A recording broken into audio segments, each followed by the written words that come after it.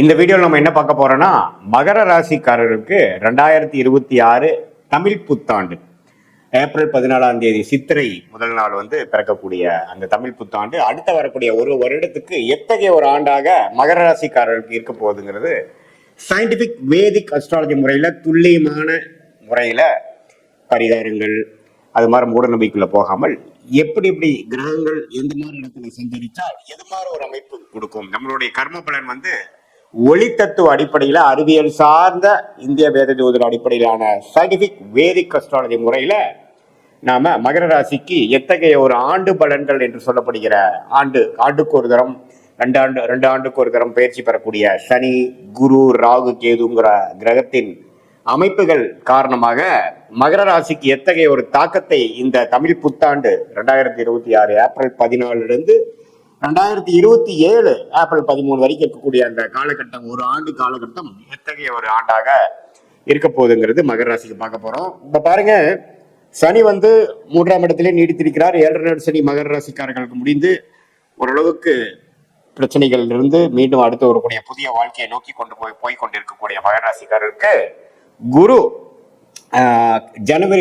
June 1ஆம் தேதி வரைக்கும் தமிழ் புத்தாண்டு பிறந்து ஒரு 1.5 மாசம் வரைக்கும் 6ஆம் இடத்திலே இருந்து ஜூன் முதல் வாரத்தில் 7ஆம் இடம் என்று சொல்லப்படுகிற கேந்திரம் உச்ச குருவாக மாறி ராசியை பார்ப்பது அருமை.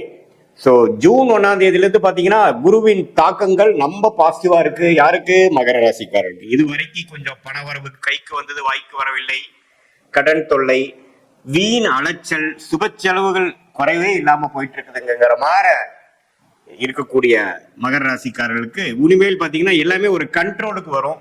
எல்லாமே கொஞ்சம் பாசிட்டிவிட்டிக்குள்ள நீங்களே போகக்கூடிய அமைப்புகள் கொடுக்கக்கூடிய அந்த பயிற்சி தான் குரு பயிற்சி. உச்ச குருவாக 7ஆம் இடத்துக்கு ராசியை பார்ப்பது அருமை. சரி, இப்போ ராகு கேதுகள் எப்படி இருக்கிறான்னு பாத்தீங்கன்னா மகர ராசிக்கு 2ஆம் இடத்துல ராகுவும் 8ஆம் இடத்தில் கேதுவும் இருக்கிறார். இவரு பாருங்க, டிசம்பர் மாசம் புத்தாண்டு பிறந்து ஒரு 7 மாதங்களுக்கு அப்புறம் கேது குருவோட சேர்ந்து கேல யோகமாக 7ஆம் இடத்திலும் ராகு ராசிக்குள்ளேயும் வராது.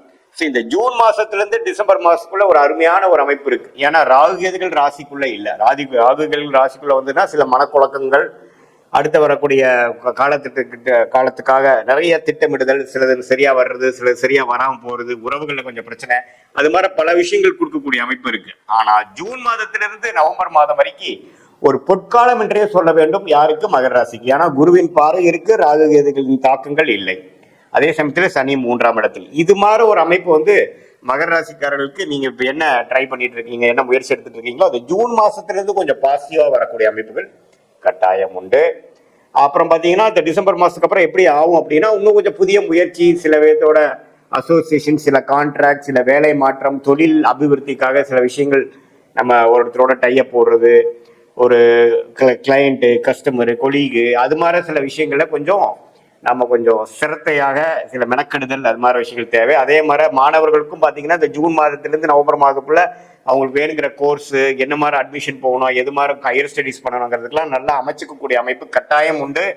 அதுக்கப்புறம் பார்த்தீங்கன்னா சேர்க்கை, ஃப்ரெண்ட்ஸு, வேலை, படிப்பு, அது மாதிரி விஷயத்துல சில தொய்வுகள் வரக்கூடிய அமைப்புகள் உண்டு அப்படிங்கிறத நம்ம தெரிஞ்சுக்கணும். எப்பவுமே ராகு கேதுகள் ராசிக்குள்ள வரும்பொழுது சில குழப்பத்தை கொடுப்பார். ஆனா இந்த தரம் பார்த்தீங்கன்னா குருவின் பார்வையோட வருவதனால அப்படி ஒன்றும் பெரிய பிரச்சனை இல்லை. சில பேர்த்துக்கெல்லாம் பாருங்க பெரிய லெவல்ல ஒரு ரெகக்னிஷன் கிடைக்கிறது, ஃபேமஸ் ஆகுறதுலாம் கூட வருது. ஏன்னா ராகு கேதுகள் எப்பவுமே சுபகிரகத்தின் தாக்கத்தில் இருக்கும் பொழுது நல்ல படங்களை கொடுப்பார் அப்படிங்கிறத நம்ம தெரிஞ்சுக்கணும். ஸோ மகர ராசிக்காரர்களுக்கு எப்படி பார்த்தாலும் ஒரு அருமையான தமிழ் புத்தாண்டாக 2026 ஏப்ரல் 14ஆம் தேதியிலிருந்து வருது. அது குறிப்பா ஜூன் மாசத்திலிருந்து அதை நீ உணரக்கூடிய அமைப்பு, குருவின் பார்வை, சனி, ராகு கேதுகளோட அமைப்பு எல்லாமே உண்டு. ஸோ கிட்டத்தட்ட கோவிட் கொரோனா டைம்ல இருந்து அஷ்டம ஜென்ம சனியிலிருந்து மீண்டு வரக்கூடிய மகர ராசிக்காரர்கள் கோவிட்ல தான் அதிகமா அஃபெக்ட் ஆன ஒரு ராசி பார்த்தீங்கன்னா மிதுன ராசியும் மகர ராசியும் தான். ஏன்னா மகர ராசிக்காரருக்கு ஜென்ம சனி, மிதுன ராசிக்காரர்களுக்கு அஷ்டம சனியாக இருந்தது. ஸோ அதுல இருந்து இப்ப எவ்வளவு தூரமா நல்லா மீண்டு வந்துட்டீங்க அப்படிங்கறதுதான் உண்மை.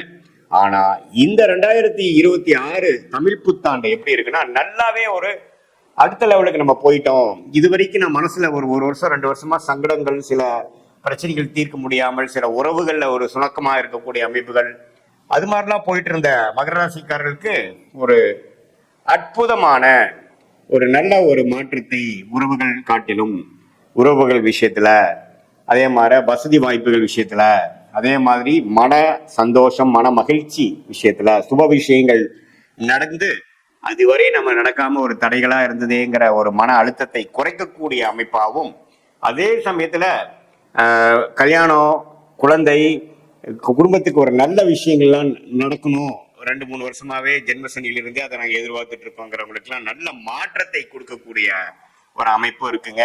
அதே சமயத்துல பாருங்க, வியாபாரத்தில் இருக்கிறவங்களுக்கு நல்ல விருத்தி, நல்ல கஸ்டமர்ஸ், நம்ம கிளைண்ட்ஸ், பார்ட்னர்ஸ் அப்படிங்கிற மாதிரி சோசியல் லைஃப் வந்து மகர ராசிக்காரருக்கு நம்ம பாசிட்டிவாக இம்ப்ரூவ் ஆகக்கூடிய ஒரு அமைப்பு இருக்குதுங்கிறது நம்ம தெரிஞ்சுக்கிறோம்.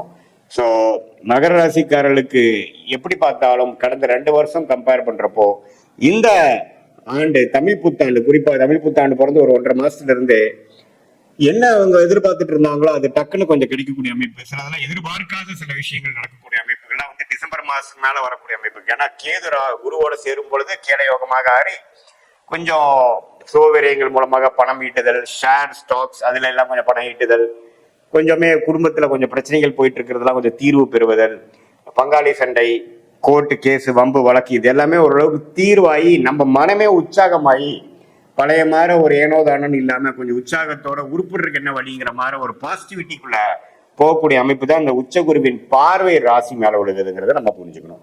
இந்த காலகட்டம் குறிப்பா இந்த ஜூன் மாசத்திலிருந்து நவம்பருக்குள்ள சில விஷயங்களா நீங்க காரியம் சாதிச்சுக்கணும். அதுவே நாளைக்கு அடுத்த வரக்கூடிய பல ஆண்டுகளுக்கு வேணுங்கிற ஒரு ஃபவுண்டேஷனான ஒரு பிளாட்ஃபார்மை நீங்க கிரியேட் பண்ணிக்கணும் அப்படிங்கிறது தான் உங்களுக்கு நான் கொடுக்கக்கூடிய ஜோதிட ஆலோசனை.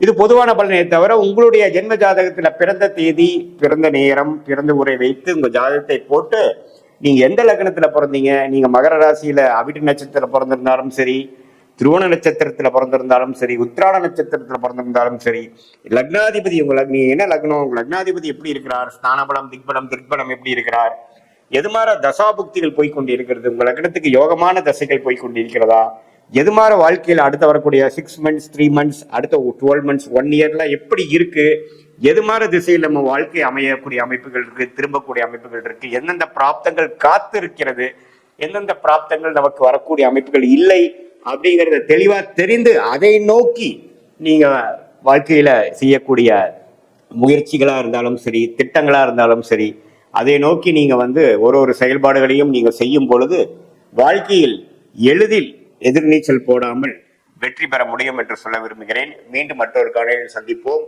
நன்றி, வணக்கம்.